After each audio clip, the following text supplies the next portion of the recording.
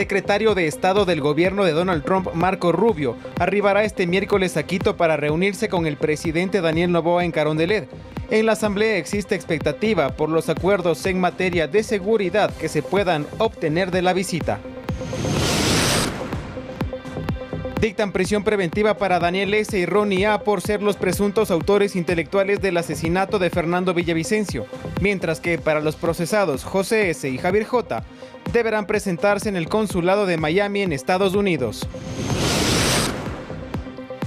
Ministerio de Trabajo denuncia que el dirigente sindical Richard Gómez habría salido del país tras vaciar la cuenta de los trabajadores de CENEL, que pasó de $850,000 a 53 centavos.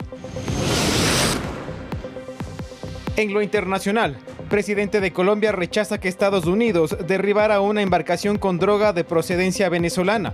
Lo califica como asesinato. En los deportes, Sebastián Becasese dejó listo el equipo para enfrentar a Paraguay en la jornada 17 de las eliminatorias sudamericanas.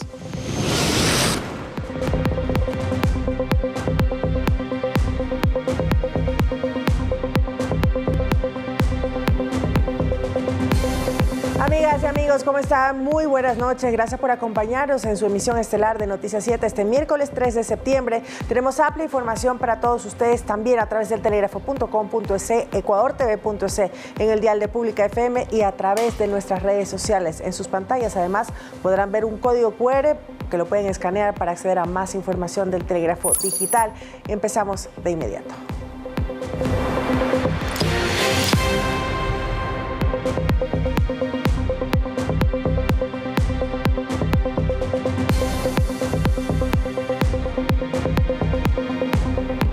Una jueza dictó prisión preventiva contra 2 de los 4 presuntos autores intelectuales del asesinato de Fernando Villavicencio, mientras que para el exministro José S. y Javier J., quienes residen en Estados Unidos, la magistrada dispuso que se presenten en el consulado de Miami. En el caso también fue mencionado el expresidente Rafael Correa.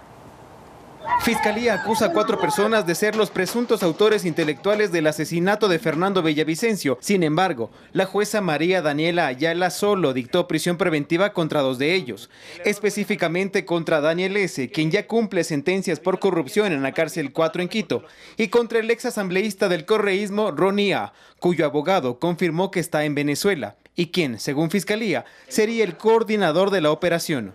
Y vamos a llegar a las últimas instancias nacionales e internacionales para exigir que haya verdad y responsabilidad y sobre todo que esto cree un precedente para que exista una no repetición. Nosotros no podemos permitir que ninguna otra familia y la misma democracia sufran este tipo de crímenes. El tercer procesado es Javier J., quien deberá presentarse en el consulado de Ecuador en Miami, Estados Unidos, una vez por semana desde el 8 de septiembre. Según Fiscalía, él habría financiado el magnicidio. Cuando hablaban de $200,000, no se determina de dónde sale, cómo sale, a quién se da, cómo llegue ese dinero. Con Javier Jordán seremos extremadamente respetuosos de cada una de las decisiones emitidas por el órgano jurisdiccional. Además del exministro y expresidente de la Asamblea, José S., según Fiscalía, habría dirigido un grupo de policías que informaban cuándo podían acechar el ataque.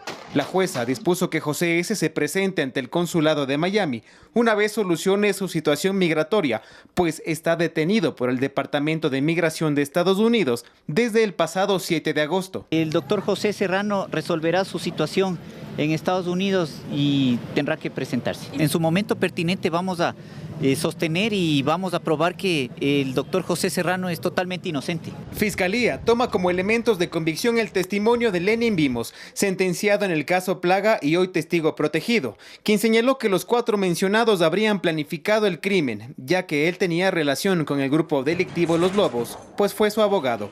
Durante la diligencia, Fiscalía presentó un audio de una entrevista que el FBI realizó a Jules 2000, que después fue asesinado en prisión. Según el testimonio, el sicario habría dicho que este trabajo fue para el señor de arriba. Al preguntar de quién se trataba, dijo que era Rafael Correa. Esta declaración se suma a la de Daniel S., quien aseguró que el exministro José S. es el brazo armado de Correa.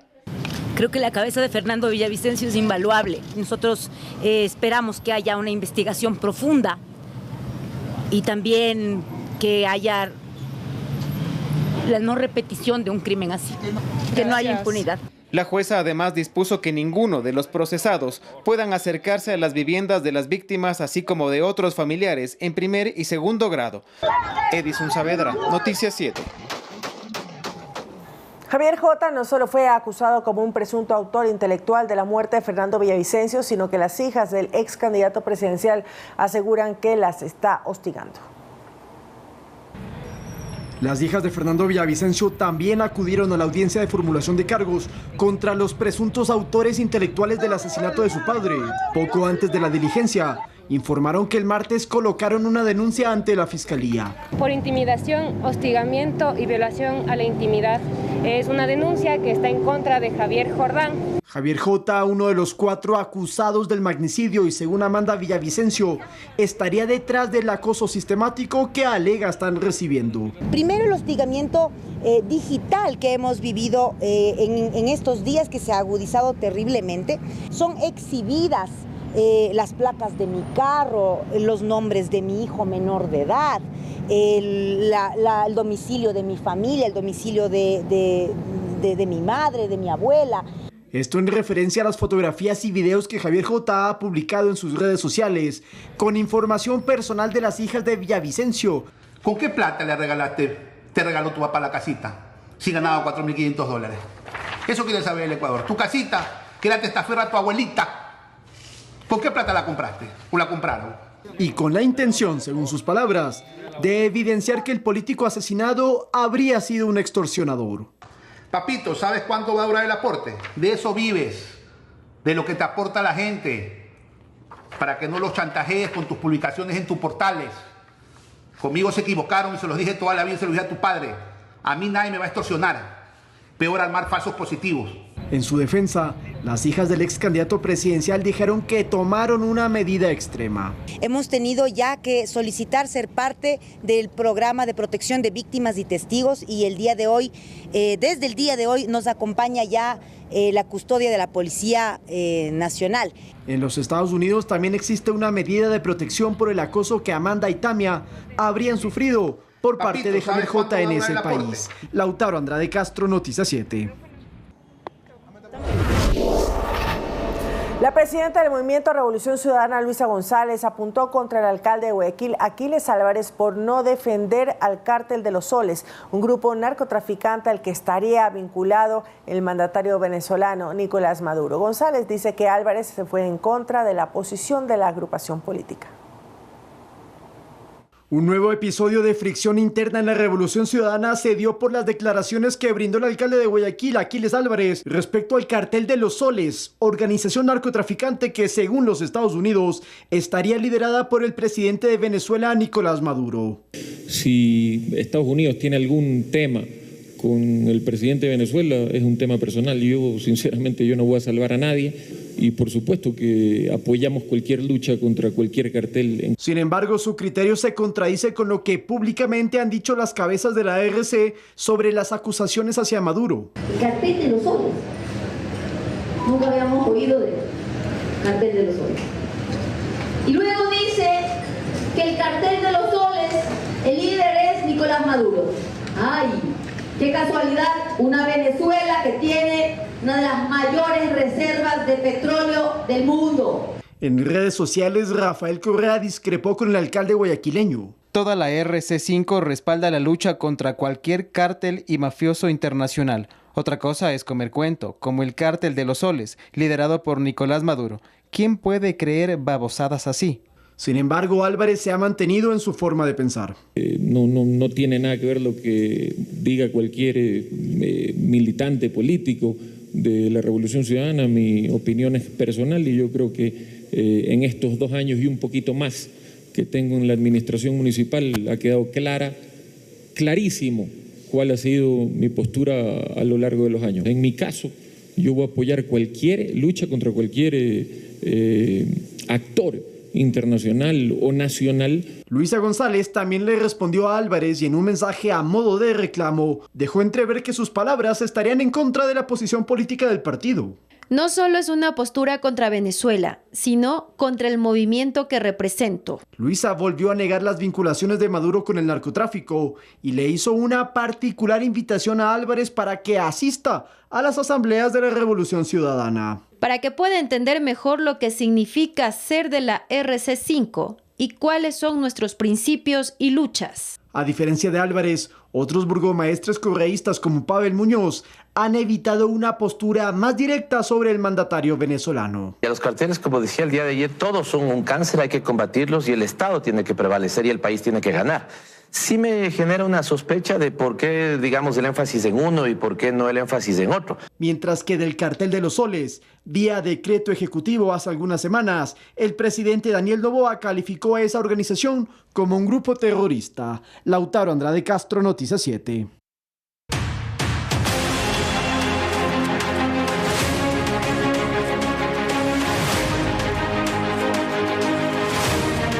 El secretario de Estado de los Estados Unidos arribará la noche de este miércoles a Quito para cumplir su visita oficial al país y reunirse con el presidente Daniel Noboa, donde abordará temas de seguridad y la lucha contra la migración irregular.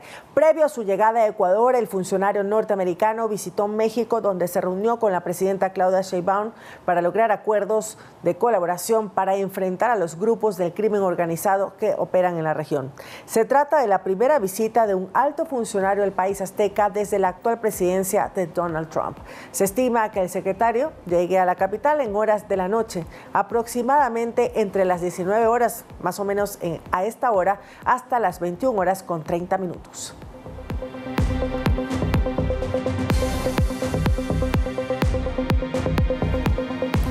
Y existe expectativa en el Parlamento por los posibles acuerdos de este jueves en Quito con la visita del secretario de Estados Unidos, Marco Rubio.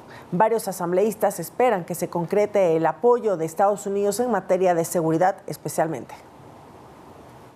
En la Asamblea están convencidos que Estados Unidos puede ser un aliado clave en el objetivo de contrarrestar a los carteles del narcotráfico que operan en el país con la ayuda de los grupos de delincuencia organizada. José Luis Nango, asambleísta por Pachacutic, contradice opiniones de sectores políticos quienes advierten que los resultados de la visita del secretario de Estado de los Estados Unidos, Marco Rubio, implica per se que Ecuador experimente a día seguido una custodia militar estadounidense similar a lo que sucede ahora mismo con Venezuela. Que ahora venga un secretario de Estado no va a significar que mañana vamos a amanecer militarizados por Estados Unidos o cualquier situación. No, nosotros tenemos claro las cosas y sabemos que estamos en un Estado de derecho constitucional y que se respeta lo que siempre decimos, el buen vivir, el summa cauce. La presidenta de la Mesa Legislativa de Seguridad, Inés Alarcón, cree que la reunión entre el presidente Noboa y Marco Rubio puede ser el punto de partida para concretar el apoyo militar de ese país si los ciudadanos se pronuncian favorablemente en la consulta popular aprobando el retorno de bases militares extranjeras.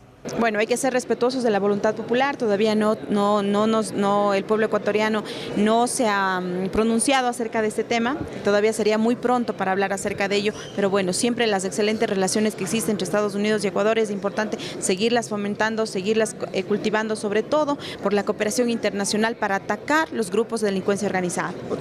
El independiente Cristian Benavides espera que los acuerdos tengan también otro tipo de orientación. Ojalá sean de cooperación económica, no solamente de capacitaciones o convenios que tengan que ver con cuestiones de intercambio de experiencias. Yo creo que es tiempo también de un apoyo financiero.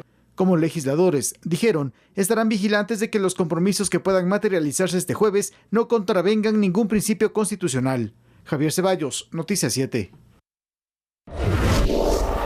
Mañana en la tarde, el Pleno de la Asamblea Nacional debatirá el informe interno que plantea aprobar la proforma presupuestaria 2025. La Comisión de Régimen Económico hace 2 recomendaciones sobre el manejo presupuestario. Más detalles se los contamos a continuación.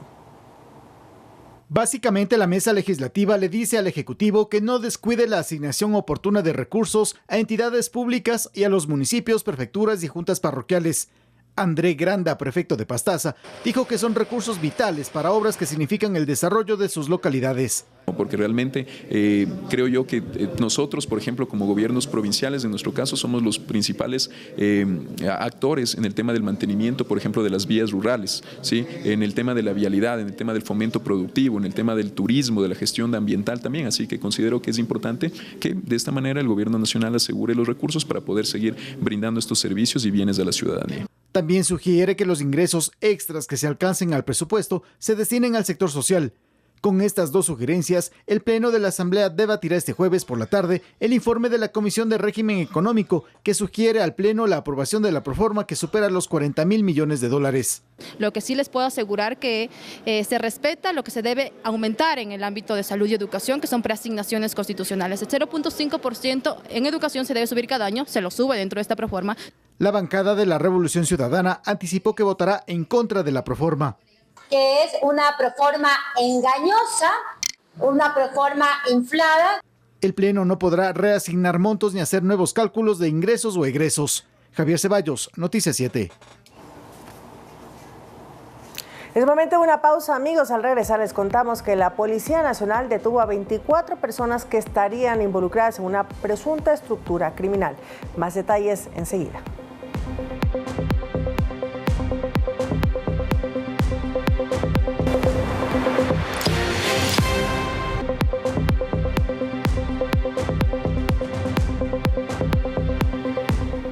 Más información, amigos. La Policía Nacional detuvo a 24 personas que estarían involucradas en una presunta estructura criminal que estaría dedicada al contrabando de mercadería hacia el Perú por el paso fronterizo de Puyango en la provincia de Loja. 16 de los aprehendidos eran militares que habrían filtrado información de operaciones militares en la zona fronteriza. El ejército ecuatoriano rechazó el mal comportamiento de estos uniformados y agregó que no se tolerarán este tipo de actos. Entre los artículos contrabandeados hay combustible, lo que generaría un perjuicio de 20 millones para el Estado, según dijo el ministro del Interior, John Reinberg. El funcionario también explicó cuál era el rol de los militares involucrados en este caso de presunta asociación ilícita. Eran los facilitadores en la organización donde se establecían las rutas que se ocupaban para poder transportar el material ilícito, los combustibles o el contrabando, cuáles eran las vías seguras para que no puedan ser detenidos, y eso era parte de lo que ellos hacían dentro de esta estructura. Como gobierno nacional hemos sido muy claros que no vamos a tolerar actos de corrupción, venga de donde vengan, y con esta operación y con las muchas operaciones que hemos hecho, estamos demostrando que esto se está cumpliendo. Lo que ellos hacían es mover contrabando de Perú hacia Ecuador y de Ecuador hacia Perú combustibles, entre otras cosas. Esa era la función de esta organización. El dirigente del movimiento indígena Leonidas Issa se acogió al derecho del silencio tras presentarse a la Fiscalía de Cotopaxi, que investiga el presunto secuestro de 3 policías. El dirigente acudió con su abogado para rendir su versión libre y voluntaria, pero prefirió guardar silencio sin referirse al hecho. Esto se da tras la denuncia presentada por el comandante de la Policía de Cotopaxi después de que el pasado 18 de agosto una comunidad indígena de San Ignacio retuviera por más de 72 horas a 3 servidores policiales, quienes se encontraban en medio de una investigación de fiscalía tras acusarlos de atentar contra Issa. Tras una sentencia de la justicia indígena, los agentes fueron liberados y no podrán ingresar a la comunidad por 10 años, entre otras medidas.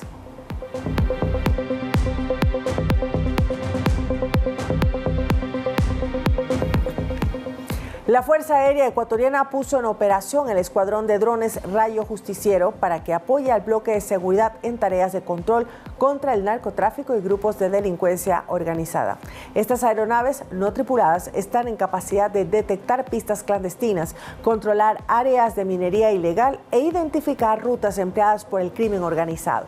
Su capacidad de cubrir grandes extensiones y transmitir información en tiempo real refuerza la acción del bloque de seguridad en acciones más rápidas y efectivas en defensa de la ciudadanía. Estos drones fueron diseñados y fabricados en Ecuador por el Centro de Investigación y Desarrollo Aeroespacial de la FAE.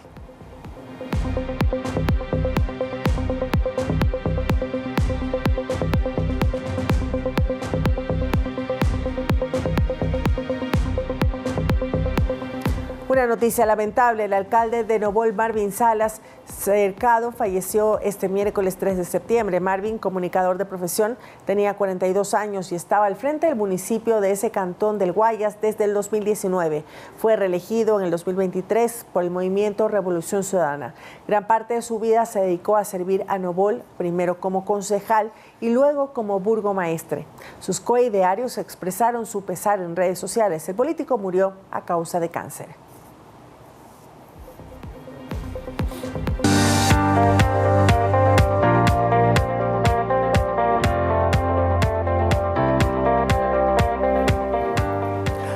resultados y testimonios del programa de alimentación escolar territorial que impulsa el Ministerio de Educación se discutieron en un evento de alto nivel en Quito. En este innovador programa participan 972 productores locales, quienes abastecen cada año alrededor de 2.000 toneladas de alimentos frescos a las unidades educativas. Son 40.800 estudiantes de 186 unidades educativas de 24 cantones del Ecuador quienes se benefician del programa de alimentación escolar territorial, que impulsa el Ministerio de Educación junto al Programa Mundial de Alimentos. En este proyecto participan 972 productores locales, quienes abastecen cada año alrededor de 2.000 toneladas de alimentos frescos a escuelas y colegios. El innovador programa de alimentación escolar tiene 9 meses de ejecución. En su fase inicial se incluyó la distribución de 22 tipos de alimentos, entre ellos hortalizas, legumbres, granos y frutas a los centros educativos. El mecanismo de abastecimiento es directo. Las experiencias de este proyecto se compartieron este miércoles en el evento de alto nivel denominado Más que una comida y que reunió en Quito autoridades del sector público, privado, a la academia, cooperación internacional, así también a líderes comunitarios. El propósito fue impulsar la alimentación escolar como una herramienta estratégica para combatir la desnutrición crónica infantil, mejorar el aprendizaje, fortalecer la economía local y promover la sostenibilidad. Anaís Estrada, Noticias 7. El Ministerio de Trabajo denuncia que el dirigente sindical Richard Gómez habría salido del país tras presuntamente vaciar la cuenta bancaria de los trabajadores de CENEL, que pasó de $850,000 a 53 centavos. Gómez debía volver este miércoles 3 de septiembre, pero no lo hizo. Se conoce que está en Miami, Estados Unidos. Existe conmoción en el Sindicato de Trabajadores de la Corporación Nacional de Electricidad CENEL, después de enterarse que su cuenta bancaria no tiene ni $1. El hecho se dio después de que el actual presidente del sindicato, Daniel Garcés, fuera a la entidad bancaria a registrar su firma y notara que la cuenta que guarda los aportes de los afiliados está vacía. Que la cuenta tenía al 1 de agosto del presente año $853,000 y al finalizar el mes de agosto solo tiene 53 centavos. Los trabajadores, al enterarse de esto, denunciaron inmediatamente en el Ministerio de Trabajo y presentaron la documentación respectiva. La responsabilidad, presuntamente, recaería sobre el anterior presidente del comité, Richard Gómez. ¿Quién movilizó todo este dinero? Evidentemente el señor Gómez, que tenía la representación ante la entidad bancaria como secretario general del Comité de Empresa de CENEL. El periodo de Richard Gómez al frente del Sindicato de Trabajadores de CENEL terminó el pasado 24 de marzo y venía actuando prorrogadamente. Gómez notificó su salida del país del 14 de agosto al 3 de septiembre. Además, adjuntó un certificado médico de un consultorio estético en Miami, Estados Unidos. El motivo es por tratamientos médicos, así señala el certificado que le fue entregado a la empresa CENEL. ¿Y en ese informe dice cuándo va a volver? Él dice que va a regresar el día 3 de septiembre, pero nunca regresó. Lo raro es que según la ley todos los manejos financieros de los sindicatos tienen que pasar por el Ministerio de Trabajo, pero esto no ocurrió. Los dirigentes de CENEL ya listan la denuncia respectiva, que será entregada en Fiscalía, pues existen miles de trabajadores perjudicados. En el caso de CENEL, más de 3.000 trabajadores. La ministra Ivonne Núñez cree que más personas pudieron haber participado en este hecho, pues Gómez estuvo al frente del comité de CENEL alrededor de 4 años.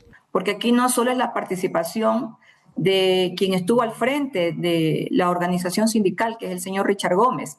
Debe existir allí la participación de otras personas que junto con él no solo manejaron el dinero, sino cuál es el destino que tuvo ese dinero con el transcurso del tiempo.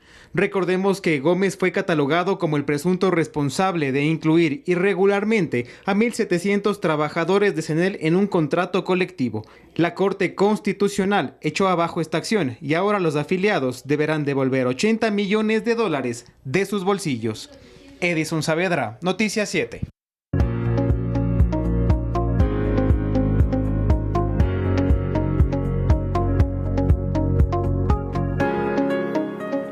En Quito, el presidente Daniel Noboa anunció la ampliación de beneficiarios del bono 1000 días dirigido a mujeres embarazadas, niñas y niños hasta los 2 años. Esto es parte de la estrategia nacional para reducir los índices de desnutrición infantil en el Ecuador.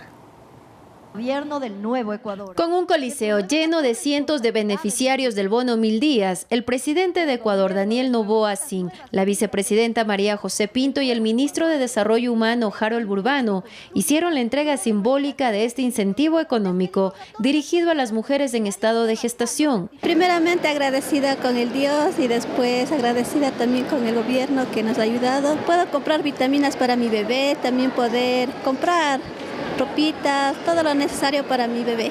Lo que recibo ahí son las pastillas de ácido fólico, que eso es vitamina para mi bebé, hierro, entonces sí me ayuda. El bono 1000 días garantiza que las niñas y niños del país desde la gestación y hasta los 2 años de edad crezcan sanos y sin desnutrición, ya que acceden a un paquete priorizado de servicios, principalmente médicos. Son 32.000 nuevos beneficiarios que se suman a los 140.000 receptores de un pago mensual fijo de $50 y 3 pagos más sujetos a condicionalidades de corresponsabilidad en el cuidado prenatal. Las madres reciben $90 más cuando nace la niña o el niño y 2 pagos de $120 al año y 2 años de edad. Esta es una inversión de $90 millones que demuestra nuestro compromiso con la salud y el bienestar de las madres gestantes y de los niños y niñas menores de 2 años. Con este incentivo tendrán la tranquilidad de saber que pueden darle la nutrición adecuada, llevarlos a sus citas médicas, asegurarse que reciban sus vacunas y darles todo el cuidado que necesitan para crecer sanos y fuertes. Resaltó el primer mandatario. Por su parte, Burbano señaló que la articulación de instituciones del Estado ha permitido superar la meta establecida de nuevos bonos de 1000 días. Esta fusión que hemos realizado con la Secretaría Ecuador Crece Sin Desnutrición, creando el Ministerio de Desarrollo Humano, ha llegado a tener este gran resultado. Es decir, hemos hecho los procesos más rápidos, más fáciles y más ágiles para lograr mayores beneficiarios del bono de los 1000 días. El gobierno nacional ha destinado una inversión histórica de $442,6 millones en este año para combatir la desnutrición crónica infantil. Anaís Estrada, Noticias 7. Del 2 al 5 de octubre, la ciudad de Loja se convertirá en el epicentro del café de especialidad con la 13ª edición del Festival Loja Sabor a Café 2025. El evento ofrecerá una agenda cargada de actividades como catas, talleres, concursos, una feria comercial y espacios de intercambio entre productores, exportadores y consumidores. Un encuentro que busca posicionar a la provincia como un referente cafetero del país y del mundo.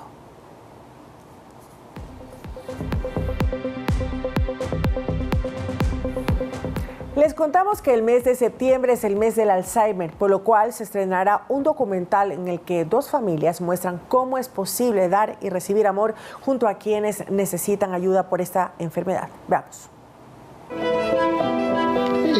Nuestros afectos están relacionados con la memoria. Nosotros queremos a la gente por la memoria. Es así como el reconocido periodista Alfonso Lazo, en Una idea, nos permite entender, de alguna manera, el complejo mundo del Alzheimer. Mi papá reflejaba en el trabajo que hacía, en las transmisiones, en sus relatos, lo que él era en el día a día. Era un hombre apasionado.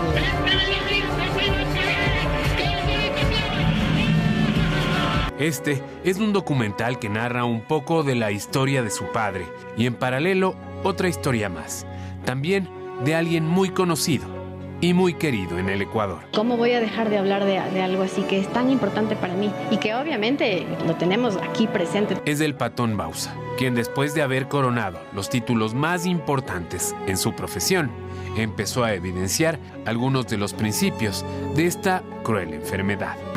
Como que tenemos que dejar ir la vida que planeamos, ¿no? Y empezar a vivir la vida que está esperando por nosotros, aunque no sea la que teníamos pensado. El documental nos permite entender que el Alzheimer no ataca solo a una persona, sino también a su entorno, hijos, nietos, amigos y cercanos. Pero el amor es el que te da esa fuerza, en realidad. Parece medio cliché, pero es así. Dos jóvenes músicos ecuatorianos hacen maletas para participar con la Sinfónica Iberoamericana en Panamá. Están ilusionados y cuentan con apoyo del Ministerio de Cultura. Vamos. ¿Se imagina que el clarinete, el trombón o la flauta traversa le ayuden a viajar a otros países? Bueno, es el caso de algunos de los jóvenes que están inmiscuidos en orquestas juveniles en el Ecuador. Y es que son 3 los ecuatorianos que tocarán en la Orquesta Iberoamericana Juvenil este 2025. Estos jóvenes músicos ecuatorianos vivirán así una experiencia formativa ideal para su proceso de educación y serán parte de esta experiencia en suelo panameño y culminará con una importante presentación orquestal. Es así entonces como el Ministerio de Cultura y Patrimonio apoyará a estos jóvenes para que el viaje sea toda una experiencia. Cada país miembro del programa Iberorquestas presentó a 6 postulantes, con un proceso de preselección que estuvo a cargo de cada país. Ahí, los países identificaron a sus mejores representantes.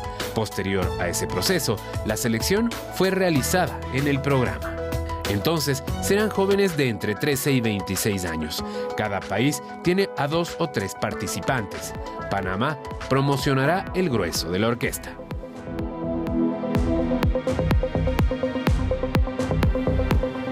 Y bien, es momento de irnos a una pausa, pero no se vayan porque al regresar tenemos toda la información deportiva, la previa para este encuentro de la selección con Paraguay junto a Ana Libasco. Ya venimos.